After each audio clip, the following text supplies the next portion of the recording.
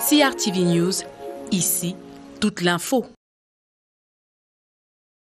Retour dans ce studio de CRTV News exclusivement, évidemment, Cameroun Delight se poursuit.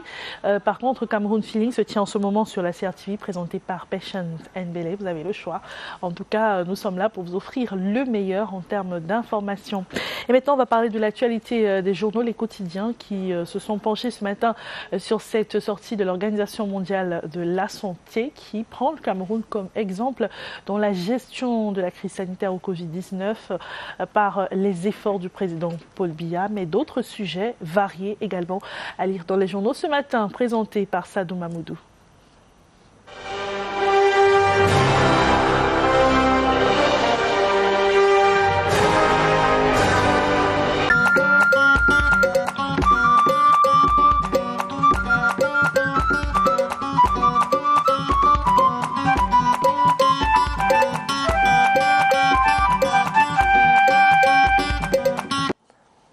Mesdames, Messieurs, c'est un honneur de vous retrouver chez vous, devant votre petit écran, en notre compagnie, en ce 15 décembre de l'an de grâce 2020. Et tout de suite, nous ouvrons notre randonnée dans les kiosques avec les efforts du Cameroun qui sont reconnus à l'échelle planétaire avec l'Organisation mondiale de la santé en toute humilité qui salue, selon le quotidien Mutation, les efforts du Cameroun via son chef d'État, le président Biya, qui ne ménage aucun effort pour mettre à l'abri les 25 millions d'habitants que peuple l'État du Cameroun, avec également en prime ses généraux, notamment le Premier ministre Joseph Dion Ngouté, le ministre de la Santé publique, qui d'ailleurs a soufflé le chaud et le froid, on se souvient, depuis l'avènement du coronavirus. Il est passé du Messie au bouc émissaire. Bref, aujourd'hui, il peut esquisser un sourire en regardant cette reconnaissance-là. Il y a également, outre la pandémie à coronavirus, le Cameroun fait partie également des zones polio-free, avec justement les efforts conjugués et du chef de l'État et de son gouvernement et du ministère de la Santé publique amenés de main de maître par le docteur Manaouda Malachi. Un autre sourire dans cette revue des Unes ce matin, c'est justement celui des étudiants de l'IUG à Douala dans la région du littoral, avec notamment la visite là-bas du directeur général de la CRTV suivant un journal qui nous parle justement des opportunités du numérique pour une jeunesse telle que le Cameroun et ses réalités plus qui s'en fait l'écho ce 15 décembre de l'an de grâce 2020. Charles Ndongo, directeur général de la CRTV, en visite là-bas, a baladé la jeunesse entre ses amours de jeunesse et désormais sa vision d'une jeunesse qu'il porte à cœur et encadre également dans son institution. Ici, axe majeur, justement, je vous le disais, les opportunités du numérique pour une jeunesse à l'ère justement du numérique.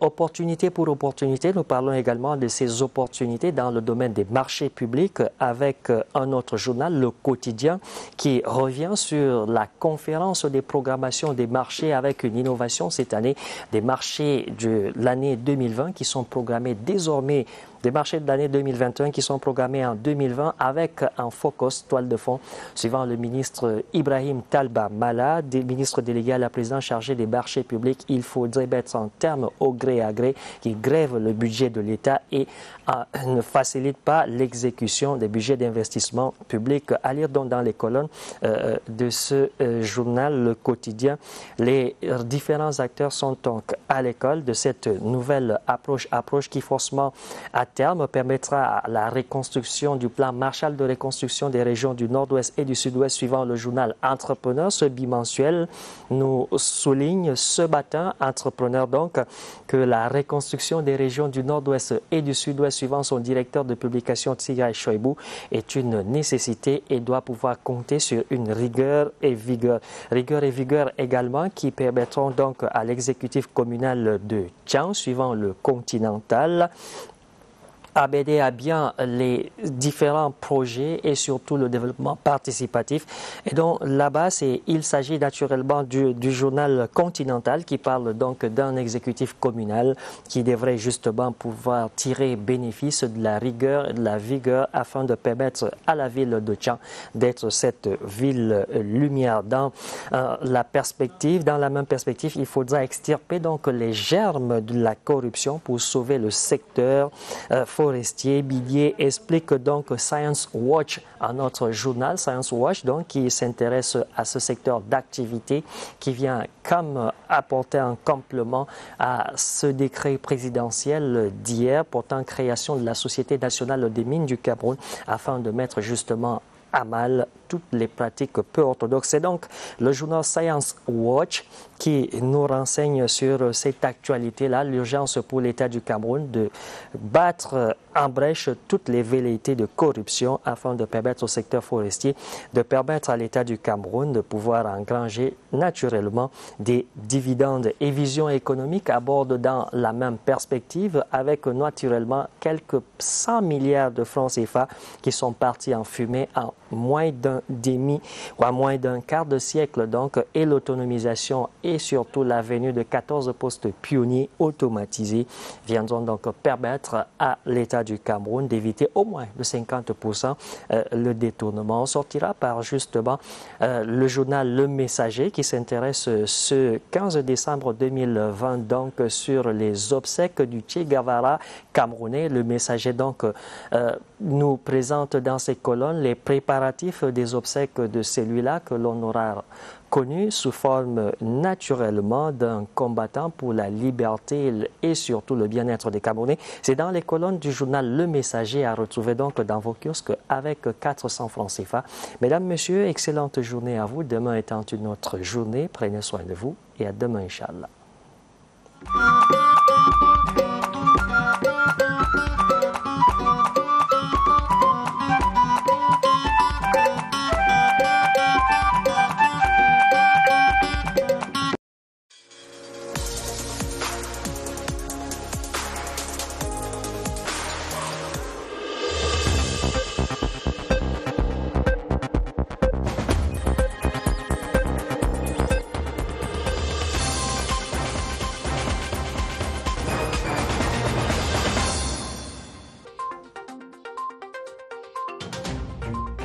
Experts from the Ministry of Higher Education and partners from the Francophonie University Agency are rounding up a 2-day seminar launched Monday in Yaoundé by the Minister of Higher Education. The seminar is focused on the establishment of a system that will valorize acquired experience in the informal sector and seek solutions to their challenges.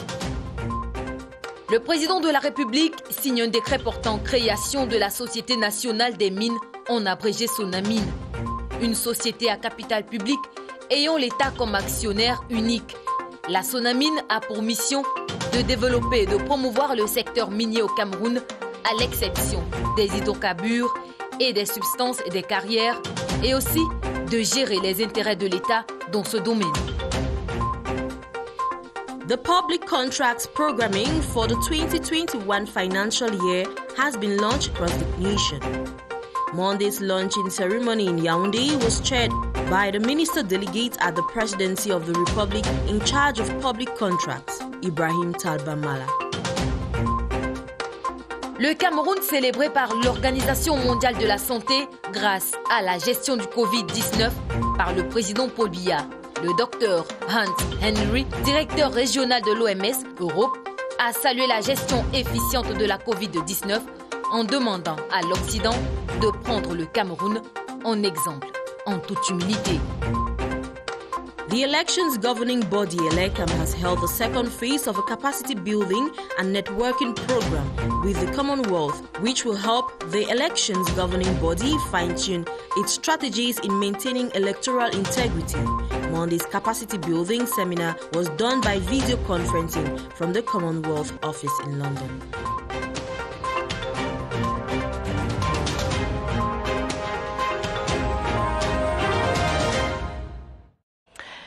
Le ministre de l'Habitat et du Développement urbain, Célestine Cortès-Ketia, va présider tout à l'heure à Yaoundé la cérémonie de remise officielle du matériel informatique substantiel ONU Habitat, doublé de la signature des accords de renforcement de leur capacité dans la lutte contre le Covid-19. C'est l'élément que nous propose Politics ce matin avec Séverin Alégambélé.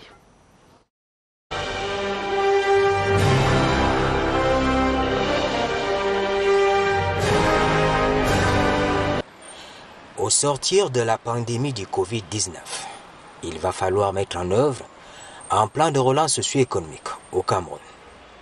Dans les villes, les groupes sociaux vulnérables affectés par la maladie.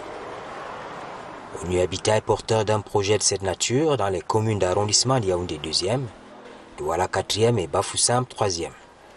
Et cela depuis le mois d'octobre 2020. Il faut préparer un relèvement socio-économique durable. Dans un de ses messages, le secrétaire général des Nations Unies a relevé que la pandémie Covid est une pandémie urbaine.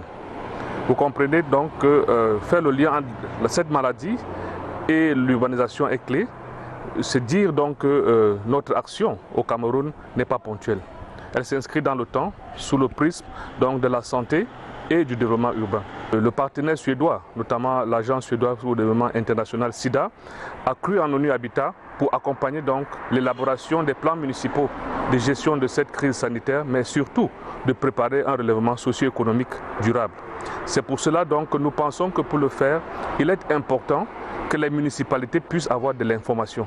Et avoir de l'information suppose avoir du matériel, et avoir du matériel suppose aussi des hommes formés.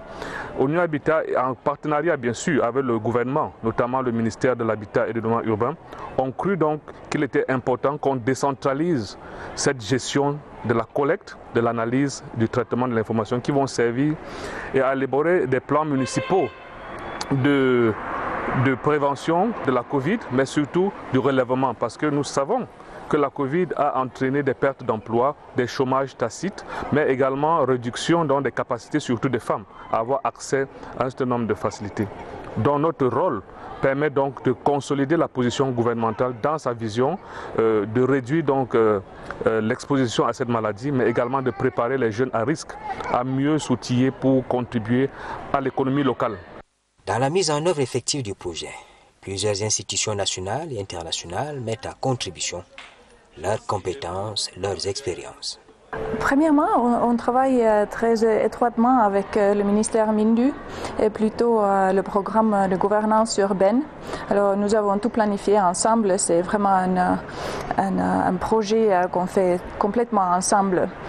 Et puis nous travaillons aussi beaucoup avec les agences des Nations Unies. On échange des idées et on teste en fait les détails et les étapes du projet avec eux et ils nous fournissent des feedbacks et des inputs et on assure qu'il y a une complémentarité tout le temps. On ne répète pas les activités. Puis nous travaillons bien sûr avec les maires et les mairies. Alors, toutes nos activités sont avec les mairies et pour les mairies en même temps.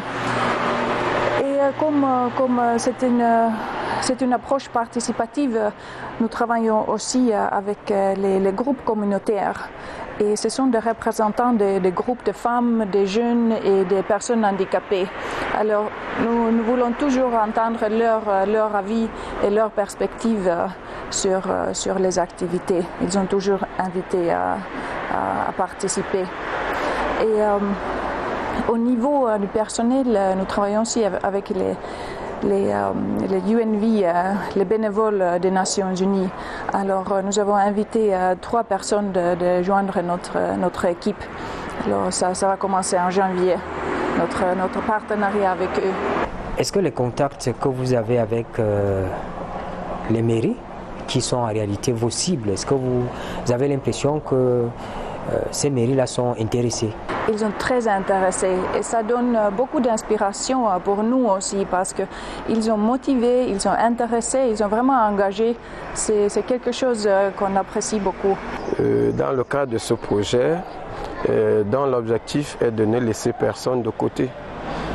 Le MINAT a été contacté et nous sommes partenaires pour le projet, justement pour apporter notre savoir-faire, surtout dans le cadre des missions de la protection civile. Parce que, en fait, ici, le projet va cibler des populations qui sont vulnérables, c'est-à-dire les personnes déplacées internes, des conflits tels que pour le cadre de Douala 4, par exemple, on a des personnes déplacées internes issues du conflit, de la crise du nord-ouest et du sud-ouest. Pour le cadre de Yaoundé, c'est des populations qui sont touchées par des inondations, autant pour le cas de Douala. Alors, ce sont des populations vulnérables parce qu'au sein d'elles, on a des vieillards, on a des femmes enceintes, on a des populations jeunes. Alors, comme le projet voudrait donc les prendre en compte et essayer de les accompagner justement dans le cas de leur vulnérabilité. C'est pour ça que le MINAT, à travers la protection civile, a été sollicité justement pour ce projet. Par exemple, pour ce qui concerne les personnes déplacées internes, c'est le MINAT qui s'occupe de tout ce qui est recensement avec ses partenaires comme OCHA.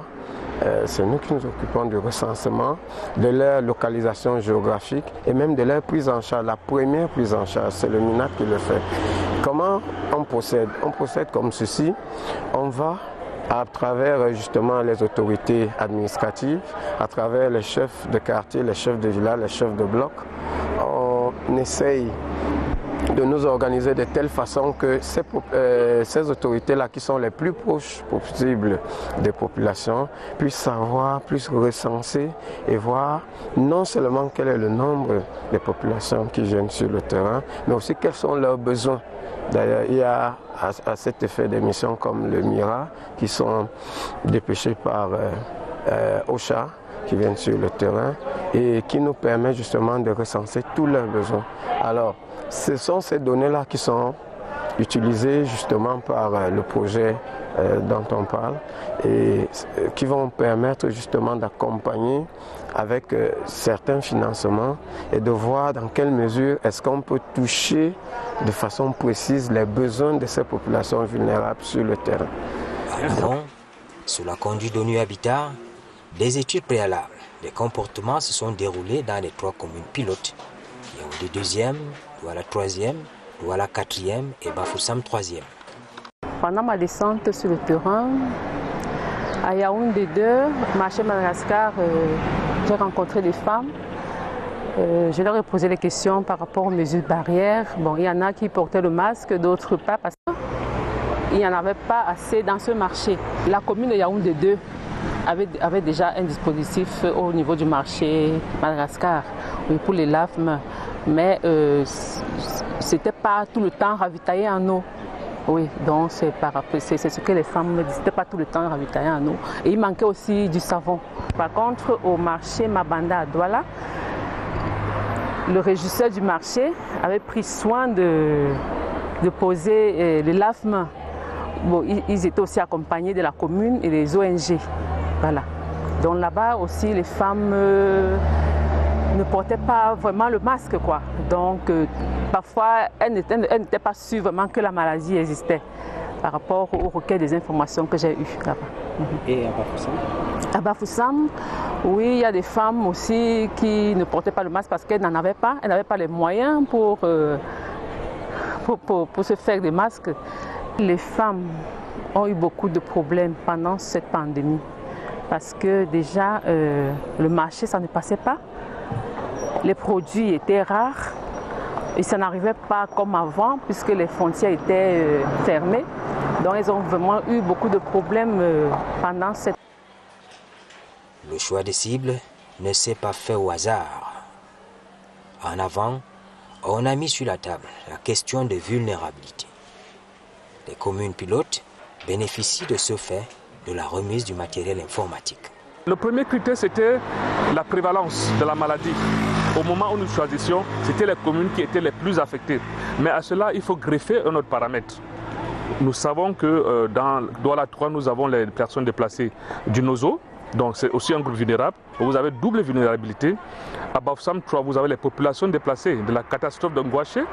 Et à Yaoundé 2, vous avez une population que je disais pas vieillissante, mais du 3e âge en grand nombre. Donc il faut donc, sous ce prisme-là, regarder à la fois la question sanitaire, mais la question de vulnérabilité que nous pensons que les communes vont nous aider à définir. Parce que le rôle de l'État et des Nations Unies, c'est d'accompagner les groupes vulnérables pour ne laisser personne pour compte.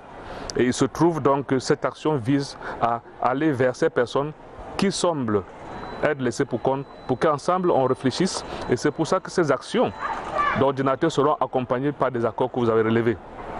Et ces accords donnent le canon et la main libre au maire de travailler pas avec toutes les populations de sa commune ou de leur commune, mais de travailler avec des populations des quartiers pré-identifiés, parce que les ressources n'étant pas énormes, il a fallu donc commencer avec 1 ou 2 communautés par site, et donc d'avoir une gestion décentralisée et avoir un petit fonds vraiment de mise en œuvre du plan d'action qui sera élaboré de façon participative avec la société civile. Comme dans toutes les organisations humaines qui se respectent, le projet de mise en œuvre d'un plan de relance socio-économique Covid-19 dans les villes est assis sur un procédé de suivi-évaluation. C'est d'autant plus que les municipalités pilotes signent avec ONU Habitat des accords de renforcement de leurs efforts dans la lutte contre la maladie à coronavirus.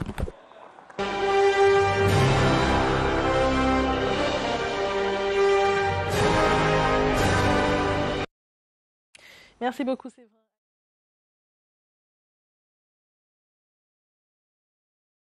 Présenté par Clarence Guy.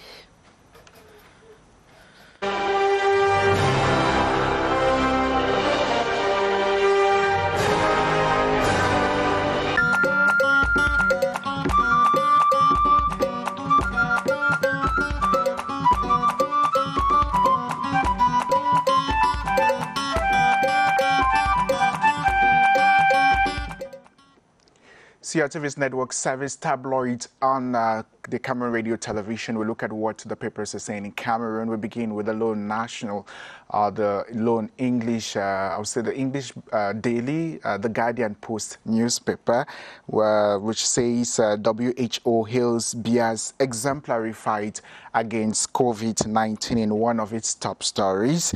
Cameroon's handling of the COVID-19 pandemic has caught the attention of health authorities, who say the country's example should be emulated.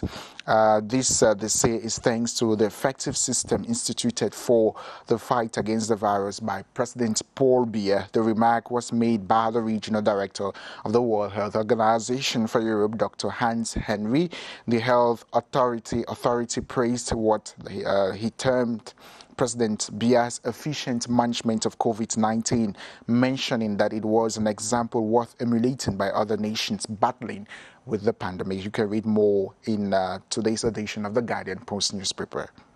Mutation, in a related story, talks about the appraisal of the World Health Organization for measures taken in Cameroon to limit the spread of COVID-19. Mutation says COVID-19, le trophée camerounais. The paper recalls some of the measures taken earlier this year by Paul Biya to limit the spread of COVID-19. The President of the Republic prescribed on March 17, 13 measures to limit and control the spread of the virus in the country. These measures included the closure of borders, the postponement of sports competitions, the closure of schools and universities, the closure of bars, and the suspension of entry visas to Cameroon. In addition, restaurants and leisure facilities were closed from 6 p.m. onwards. Gatherings of more than 50 people and overloading in buses, taxis, and motorbikes were prohibited. The measures also convert the restriction of urban and inter-urban travel and the regulation of customer traffic in markets and shopping centers. In addition to these measures, the Cameroonian government recommended that the population respect the rules of hygiene and social distancing measures announced by the World Health Organization. These measures worth emulating by other countries is what the World Health Organization is praising Paul Biya for. You can read more in today's edition of Mutation newspaper.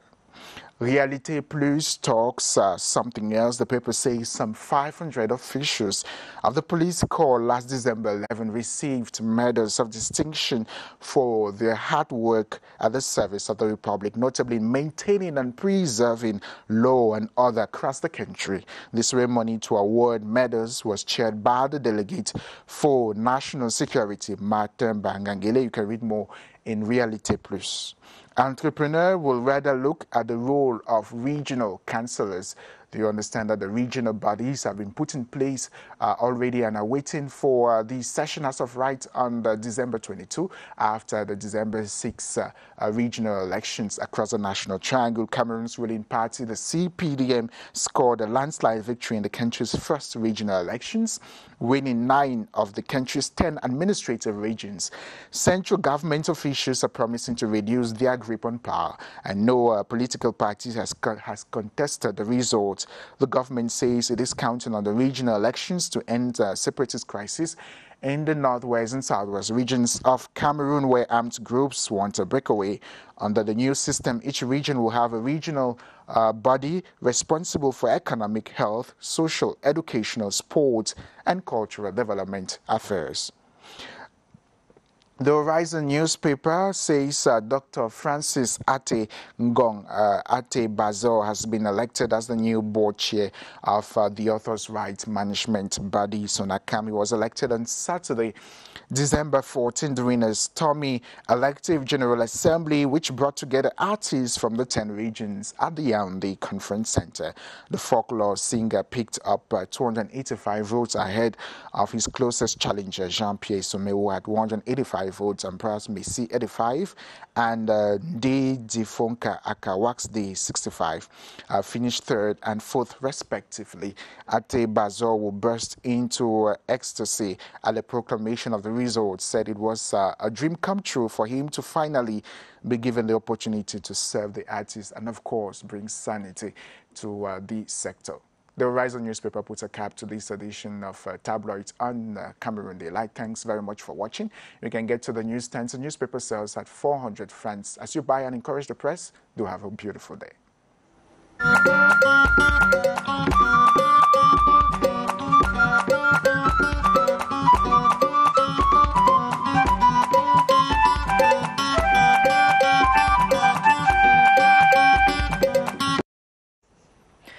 Merci beaucoup Yves Fomoso pour cette revue de presse, et on se retrouve demain, et c'est la fin de cette édition de Cameroun Daylight de ce 15 décembre 2020. Merci beaucoup de votre fidélité à nos programmes de CRTV et CRTV News. L'information se poursuit avec dans quelques instants la première tranche des journaux présentés par Amina Habiba. Merci à toute l'équipe technique et on se retrouve demain à la même heure.